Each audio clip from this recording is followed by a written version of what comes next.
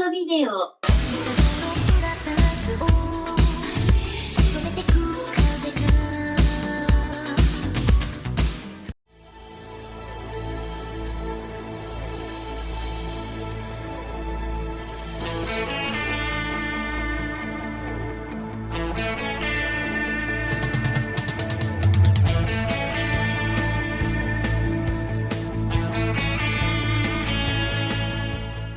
Gainax, a word that originally had no meaning when a bunch of nerds from Osaka coined it because it sounded good, but over time, it became a word to know in the anime fandom. The founding of Gainax is one of the seminal moments of the medium, not just because of the acclaimed anime that they would eventually produce, but the fact that it was the first instance of a studio being founded by the people who grew up watching anime.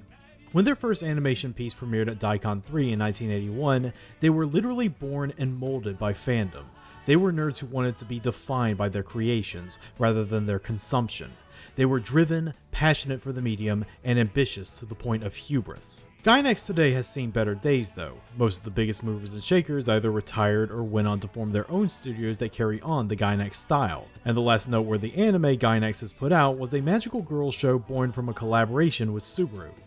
But even if the studio is a shell of its former self, the influence of Gainax that can be felt through anime, comics, cartoons, and internet culture cannot be understated. And the studio itself is responsible for giving us many legendary figures of the medium: Hiroyuki Imaishi, Toshio Okada, Kazuya Tsurumaki, Hiroyuki Yamaga, and of course, this man.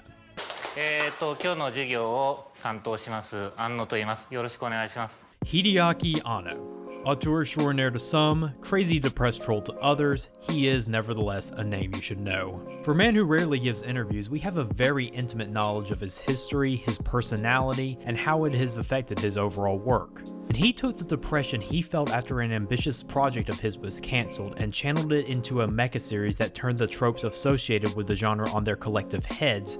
It ended up creating one of the most recognizable anime franchises out there that is still celebrated and discussed to this day. But before Evangelion was just a deconstructionist twinkle in his eye, Anno directed this.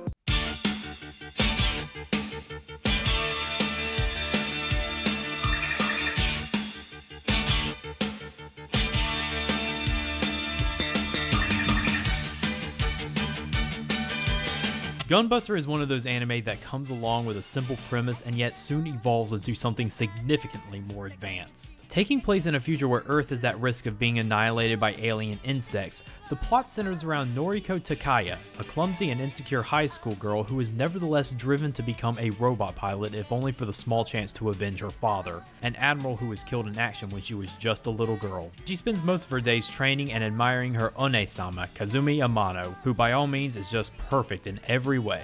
However, Noriko gets handpicked by veteran pilot and hard-ass coach Koichiro Oda to graduate early and participate in a secret project on the front lines of the alien war alongside Kasumi. Coach Oda, who fought alongside Noriko's father and whose life was saved by him, sees Noriko as someone with great potential. And from there, Noriko gets into mecha catfights, forms a snippy rivalry/friendship with the insufferably talented Soviet Union pilot Young Freud, and above all else tries to persuade everyone that she does have what it takes to be a great mecha pilot, especially herself.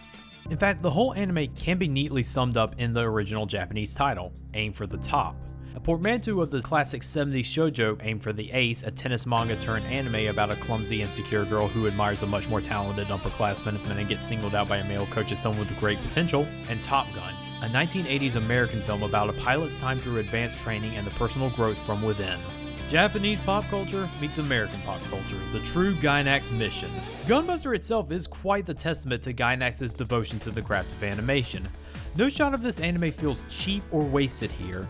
Even when there is no animation to speak of, Gainax makes those shots count by emphasizing the general atmosphere and tone. A scene where two characters' silhouettes are just talking with no animation to speak of would sound boring on paper, but when you give that scene the warm backdrop of a sunset, it almost becomes a work of art in and of itself. The animation really shines when it comes to the characters, especially Noriko. When we are first introduced to her, she's doing a very intense jump rope exercise with an intense look on her face, showcasing her determination. Even when the anime establishes that Noriko is a bumbling ball of insecurity who is dead last in her class, That look of determination really sticks with you. There's also the scene where Kazumi is introduced, jumping out of her mech with a gorgeous flare, the scene emphasizing both her beauty and her amazing athletic prowess, as well as her overall tenderness towards Noriko. She appears to be more like royalty than an average high school student, and that's probably because we see her through Noriko's eyes, establishing her personality and her relationship with Noriko in one fell swoop. The animation throughout the series really emphasizes the, Okay, elephant in the room here. Yes, Gunbuster did pioneer the practice of utilizing breast physics in anime. While not the first Gainax animation to do so, this is the first series to bring the trope into the public eye. And to its credit, the breast animations are handled with a lot more realism compared to the animations nowadays that seek to defy all known laws of anatomy, physics, and good taste. In fact, tame as it was, Gunbuster itself was kinda sold on the fan service aspect. I mean, there is a reason why the anime seems to emphasize those sexy little uniforms. Moving on, there really is more to Gunbuster's animations than just those. There's also the mecha battles. Since Gainax was staffed by a bunch of giant robot fanboys, you just know that the mecha battles were given high priority to look amazing. Since there is only 6 episodes in the series, they try to keep each and every mecha battle unique and interesting. Take the first mecha battle. Noriko spends most of her time getting her ass kicked thoroughly and brutally, and the animation reflects that, but when she finally finds the strength within to fight and win, it becomes an ultimate triumph.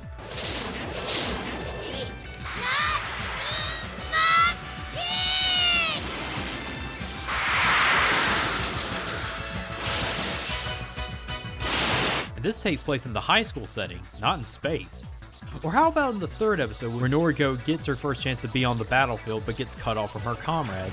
The feeling of being assaulted from all sides by an enemy she can't even see, and the panic of being in battle is reflected in Noriko's eyes. They are the focal point for most of the scene, and the way her expressions are animated to show her utter fear makes this one of the tensest scenes in the anime.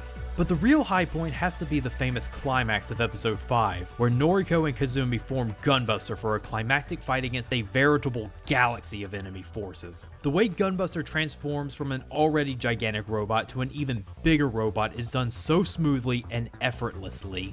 And the battle itself is treated appropriately as this gigantic battle of an army of aliens versus one giant robot, and all while the world's most hot-blooded J-pop song plays in the background.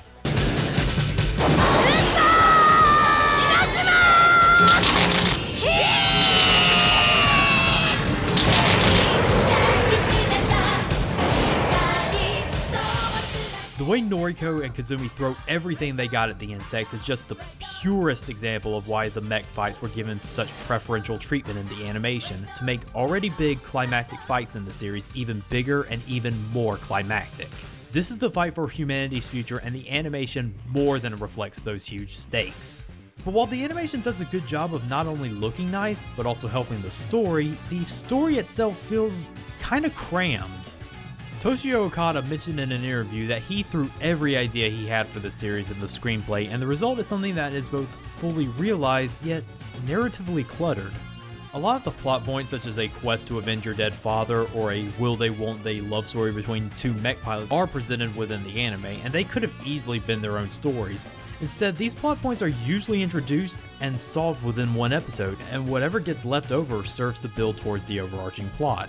On one hand, this ensures that the story is tight and has no loose ends left over. On the other hand, it causes some very noticeable pacing issues. When watching this from episode to episode, it feels like the plot is going at Mach speed. You know how I mentioned at the beginning how Noriko wants to go into space to avenge her dead father? That plotline gets solved in episode 2.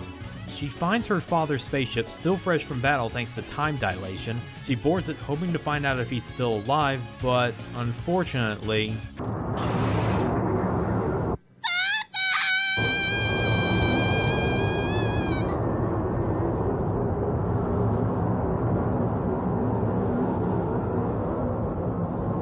Bam! Plotline solved! And that's really the last time, aside from maybe the last episode, that Noriko's daddy issues feel relevant to the whole of the story. It gets pushed aside for other plotlines built to wear down Noriko's psyche that we'll get into shortly. Another example of weird, fast-paced plot development is this. In episode 2, Kazumi is still being a supportive One-sama to Noriko, but after plot events transpire, come the next episode, Kazumi full-on dissolves her and Noriko's partnership on the battlefield because she thinks Noriko as a liability. Now this swerve can be justified by Noriko boarding her father's ship and jeopardizing the mission, but compare her last lines of episode 2 with her first lines of episode 3.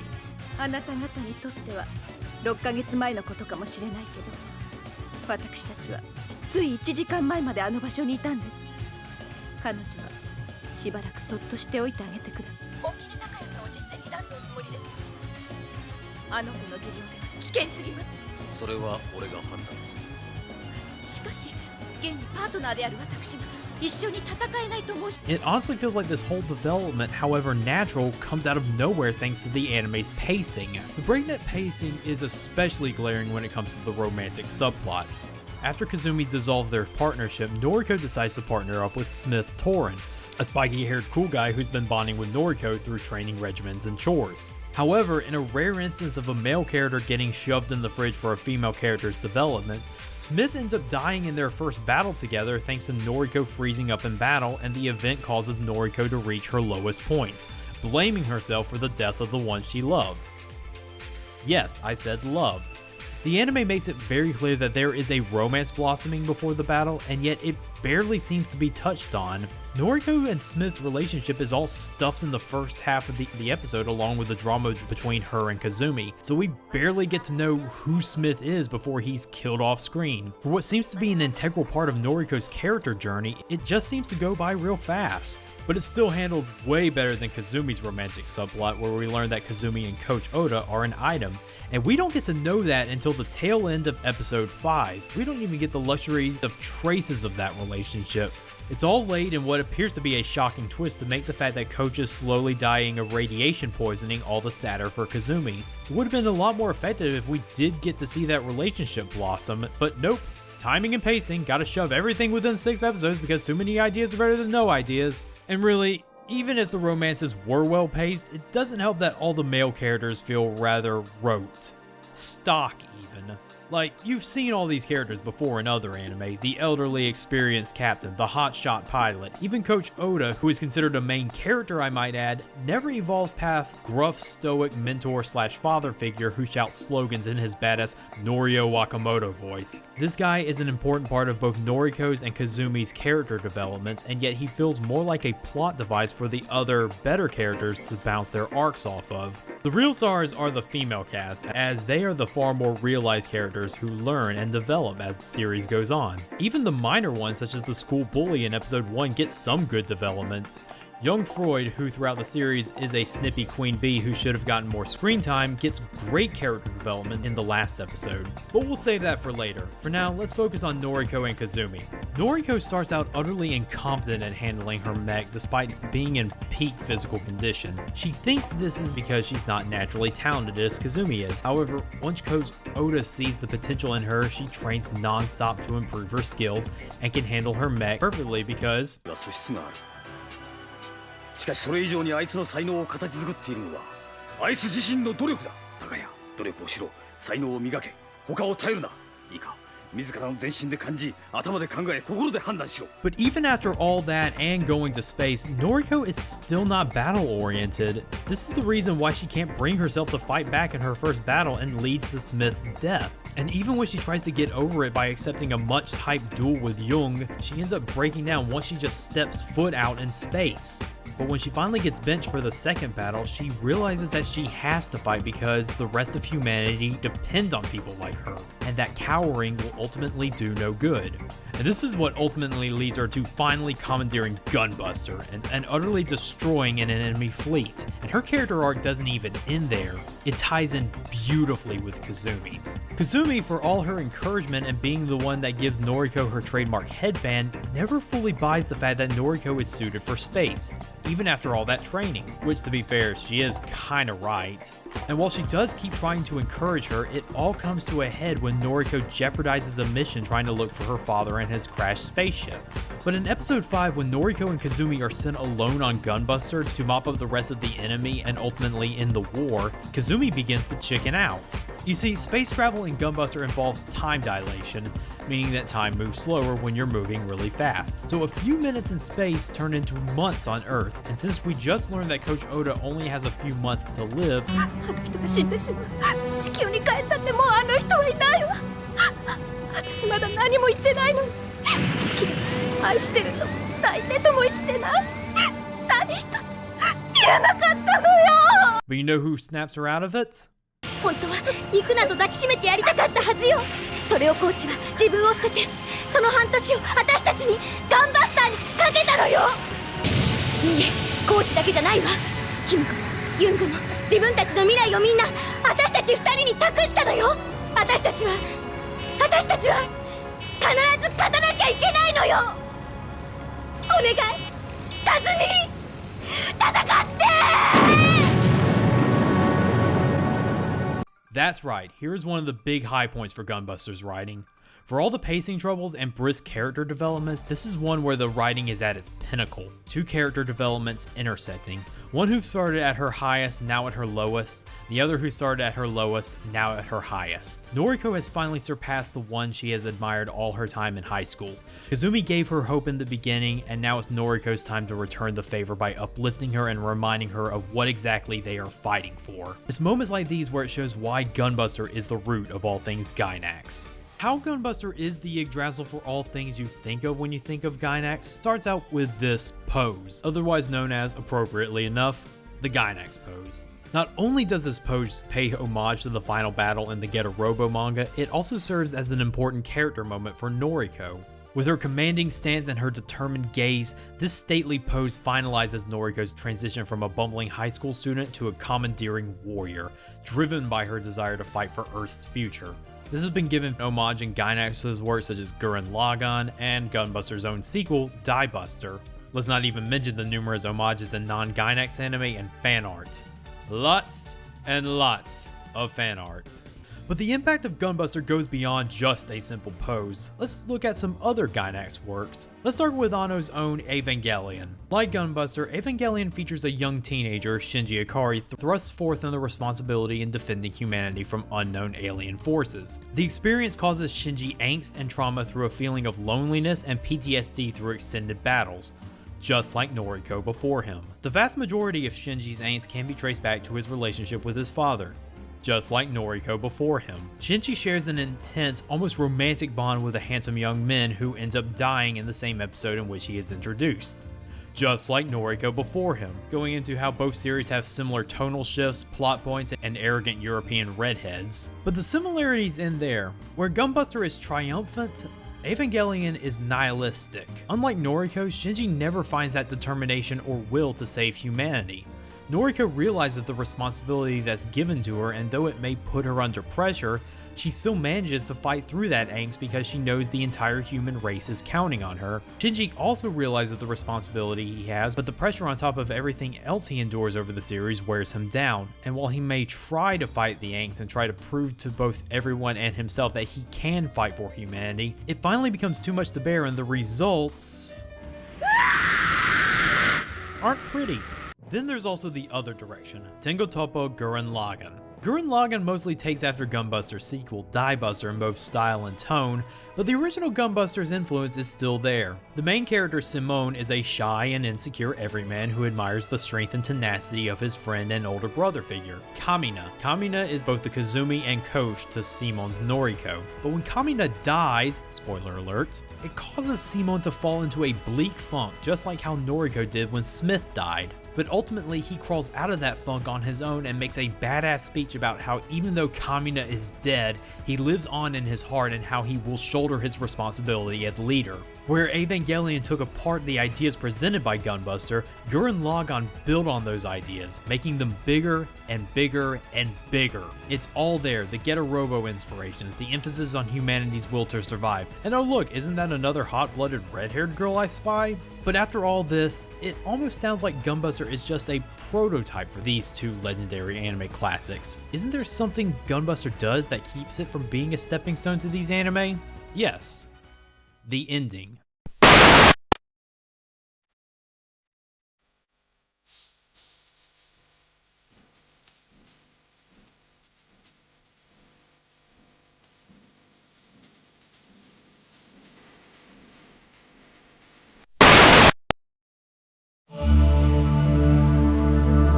last episode is a time skip, taking 15 years in the future. Kazumi has taken Coach Oda's place on Earth after the latter passed on and has just been called to space for her last assignment with Noriko.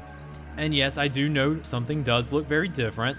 Yes, all that beautiful animation doesn't come cheap, as you can see, so Gainax had to sacrifice coloring to keep the level of animation consistent. Certainly better than other alternatives they'll do in the future, but this one helps better set the tone of the episode. Compared to the hot-blooded vibrancy of the rest of the series, episode 6 has a very bittersweet feel to it. Kazumi, having spent all her time on Earth, has obviously aged, while Noriko and Jung have spent all their time in space, having only aged 6 months in comparison. The effects of time dilation were established last episode, with Noriko finding out that after her tour of duty, her best friend from high school is now married and has a kid. But now her seeing Kazumi in her 30s while she still is not even in her 20s has caused her to fully realize the full extent of the sacrifices she's making for humanity. While she's helping to save humanity's future, the entire lifetimes of friends and family she knew on Earth go by in minutes. Noriko おばちゃん、早く帰ってきてね。Noriko おばちゃん、早く帰ってきてね。Noriko おばちゃん、早く帰ってきてね。君子、高見ちゃん。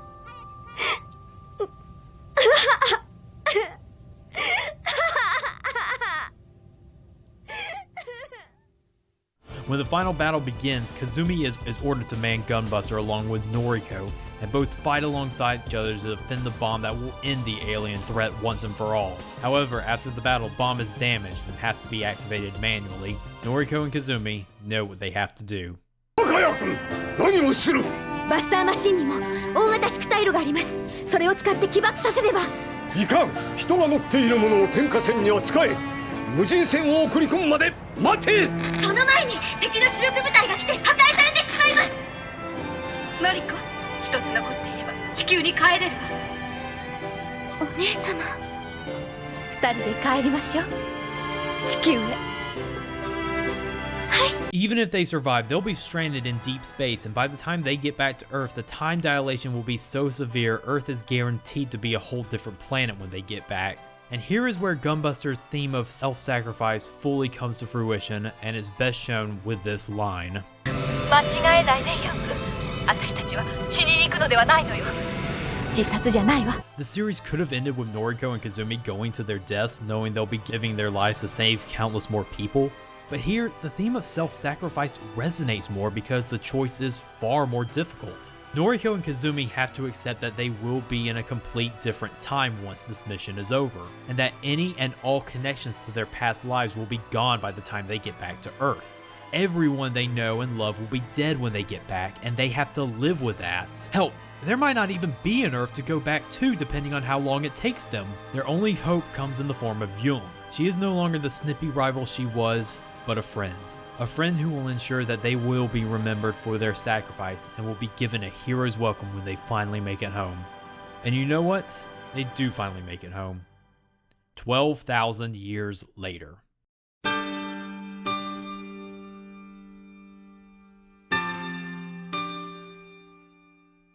And it looks like after all their efforts, after all their sacrifices, all Noriko and Kazumi have to show for it is the darkness of a dead planet. Until...